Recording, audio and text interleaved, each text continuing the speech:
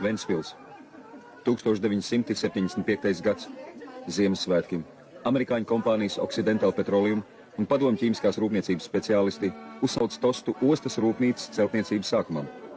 Ar akordeonu ostas rūpnīcas pirmais direktors biedrs Jermoļins.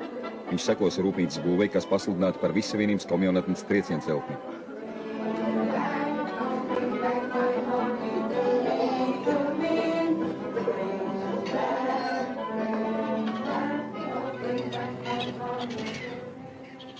Вентспилс.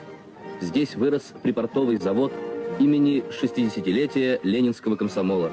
Крупнейшее из многих предприятий, построенных и реконструированных в Латвии в 10-й пятилетке.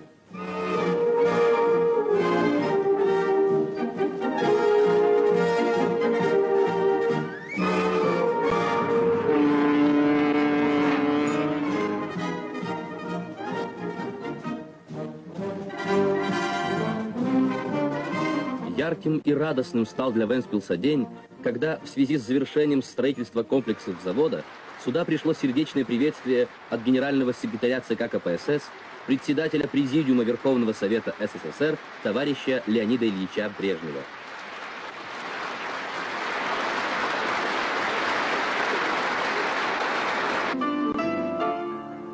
Текст приветствия зачитал первый секретарь Центрального комитета Компартии Латвии Август Эдуардович Вос. Ввод в действие крупных мощностей по перегрузке 3 миллионов тонн в год различных химических грузов и производству жидких удобрений создает благоприятные условия для развития внешнеэкономических связей страны, позволяет полнее удовлетворять потребности сельского хозяйства республики в минеральных удобрениях.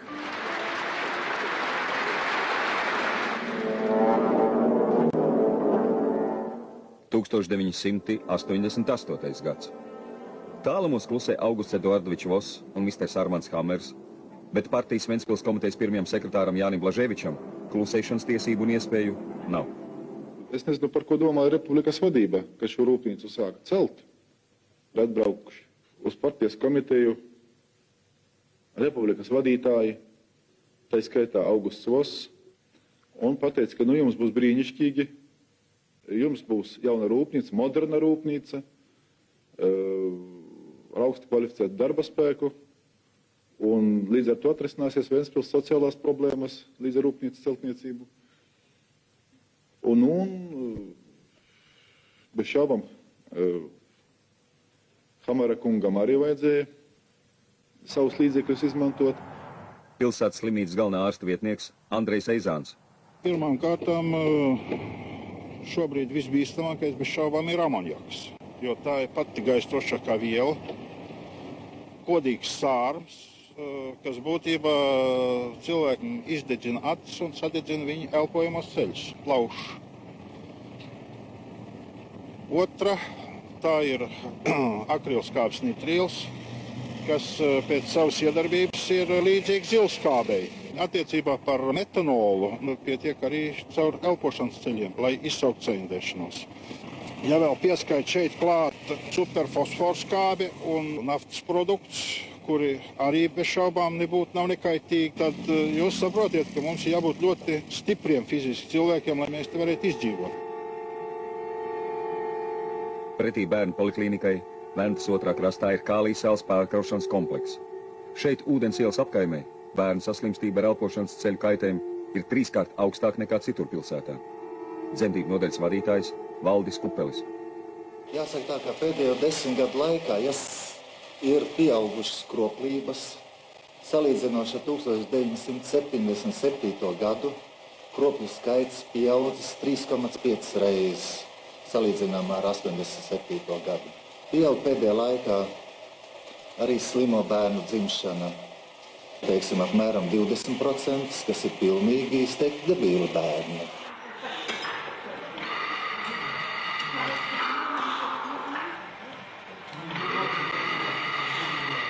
Ventspilniecēm arvien vairāk iegūtas neauglības, arvien vairāk spontāno abortu, neiznēsāto bērnu, sarežģīto dzemdību ķeizargriezienu. Arvien vairāk ķīmiskās produkcijas ostā un ostas rūpnīcā. arvien vairāk sīku un nelielu avāriju. Kas notiktu Ventspilī mūsdienīgi vidējas avārijas gadījumā? Atbild Jānis Blaževičs. Sekas ir dramatiskas, jo dzīvo jau, labi teiksim, mēs pieaugušie, bet Ventspilī jau arī pārēk 1000 bērnu ir. Ja vidēja lielam avārijā, tad 4 minūtēs, ja pie laika apstākļiem, kas nosēc vienai otru pilsētas daļu, 4 minūtēs pilsēta aiziet bojā.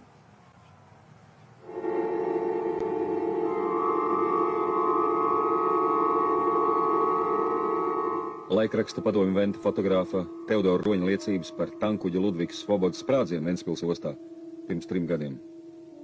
Līdz šim tas bijis lielākais likteņa brīdinājums te, Ventspilī. Kāds var būt nākamās iespējamās nejaušības?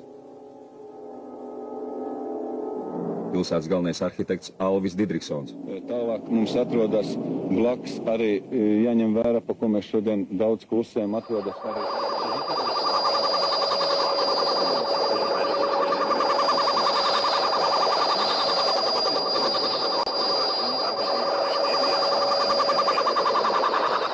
Atklāt runājot, vēl ne viss ir iespējams pateikt.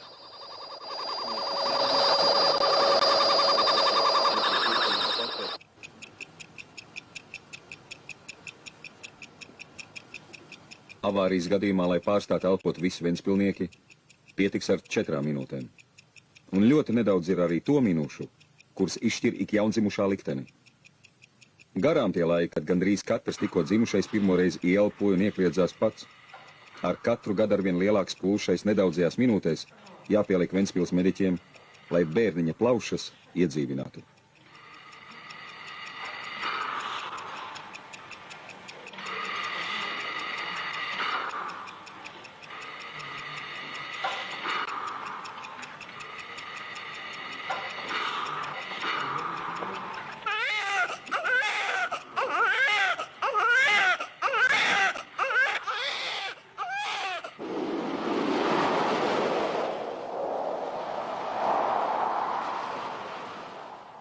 Šī gada 3. septembris. Tāpat kā citos Baltijas jūras krastos, arī ventspilnieki nāk pie savas jūras, kā pie apvainotas un pazemotas mātes. Kā viņos vairāk? Garīga izmisuma vai ķīmiskas nolemtības?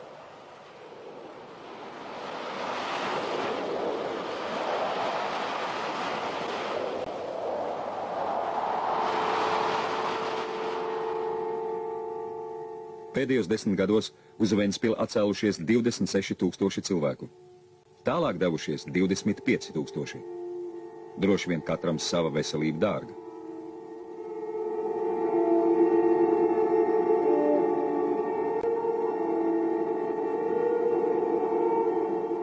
Bet tie, kuri par ventspilniekiem vairākās paudzēs dzimuši, tiem nav kur tālāk iet. Ik gadu šai ostā ienāk simtiem kuģi no vairāk nekā 40 ārvalstīm. 20 000 ārzemju jūras braucēji ierauga Ventspili kā visnetīrāko un nolaistāko padomju ostu. Pilsētu, kam vietējie iedzīvotāji aiznākamgad svinēs 700 gadu jubileju. Visi vienības resoriem šī netīrākā un nolaistākā ir neaizsalstošs loks uz Eiropu, ko cirtis Pēters I, pa kur kāru lūkojies cars Nikolais. Loks, pa kuru ieripojuši daudz un daudz miljoni dolāru. Ventspilī, šai pašā logā, laikam gan nav aizķēries ne dolārs. Situācija nolēmusi ventspilniekus un viņa nākamās paudzes ilgstošām slimībām. Arvien vairāk pusdzīvu brīdinājumu zīmi.